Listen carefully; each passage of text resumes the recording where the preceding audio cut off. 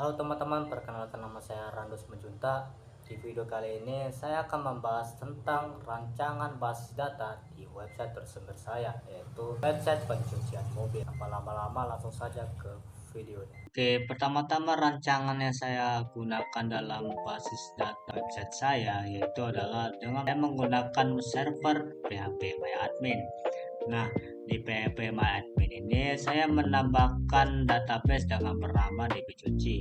Nah, di DBCuci inilah berfungsi untuk menyimpan keseluruhan dari data website saya, data website kita, mulai dari login, mulai dari akun, pemesan mobil, pemesan room, dan lain-lain. Nah, di DBCuci ini saya juga menambahkan beberapa table. Pertama itu adalah table mobil. Nah, di table mobil ini berfungsi untuk menyimpan data kendaraan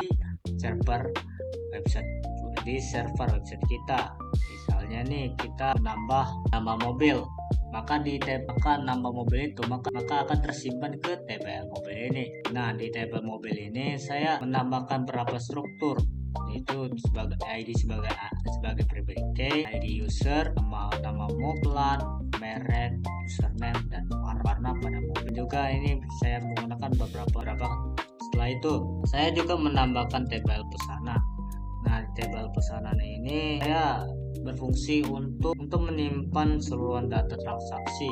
Misalkan ini ketika si pelanggan telah menambahkan tabel mobil, maka si pelanggan bisa melakukan pemesanan, yaitu dengan cara menambahkan mobil yang dia tambahkan, yaitu dan juga memilih paket, harga, jadwal, room yang dipilih, status, dan total bayar yang dia buat. Dan juga saya menambahkan username sebagai berfungsi untuk setiap data user itu memiliki data yang berbeda-beda, itu berfungsi sehingga data user yang sebelumnya itu tidak bentrok dengan data user yang lainnya. Itulah berfungsi untuk data username ini. Setelah itu saya juga menambahkan beberapa struktur inilah, yaitu ID sebagai pribadi key, terus mobil, harga, jadwal, status, dan total bayar ini. Dan juga saya menambahkan username sebagai akunnya. Setelah itu saya juga menambahkan table room. Nah, di table room ini saya menambahkan berapa room, yaitu ada 10 room di sini. Yaitu adalah ini sama dengan status nonaktif. Di sini status yang memiliki dua status, yaitu adalah aktif dan nonaktif. Di sini kita bisa mengubah statusnya dengan aktif dan nonaktif. Kita bisa mengubah di berfungsi untuk di fitur admin. Nah, di struktur ini juga saya menggunakan beberapa strukturnya, yaitu nama room dan status. Nah, saya juga menambahkan tipenya itu ID sebagai integer, nama room sebagai varchar, dan status room saya menggunakan dua pilihan, yaitu aktif dan non-aktif. Kedua itu adalah tabel tamu. Nah, tabel tamu ini berfungsi untuk si pelanggan bisa saran atau kritik kepada website kita. Nah, itu dengan cara itu kita akan tambahkan buku tamu. Dalam buku tamu itu akan terdapat dengan sebuah email mereka, terus subjek atau nama mereka, dan terus komen ulasan yang mereka inginkan ke website kita, entah dia itu error, saran, atau kritik pada user kita. Nah, di table tabu juga ini saya juga menambahkan beberapa struktur, yaitu juga ID sebagai pribadi key, email, subjek, dan komen.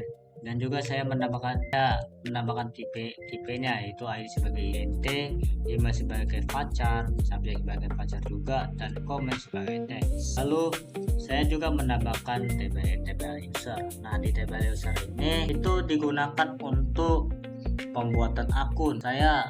Di table user ini saya sambungkan itu ke fungsi daftar PHP.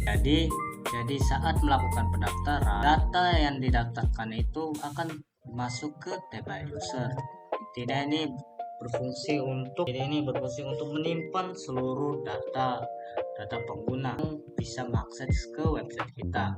Nah, itu data tersebut akan disimpan dan digunakan untuk melakukan proses login, dan nanti akan menentukan hak sebagai role-nya. Nah, ini menentukan sebagai role, ya, apakah dia role-nya admin, ataukah dia role-nya pemilik, ataupun role-nya itu sebagai pelanggan. Nah, dan juga saya juga menambahkan struktur di dalam table user, yaitu dengan struktur ID user sebagai primary key, username, password, dan juga role-nya. Untuk tipenya juga saya menambahkan ID user sebagai INT, terus username sebagai pacar, password sebagai pacar juga, dan role memiliki 3 pilihan, yaitu pelanggan, admin, dan pemilik.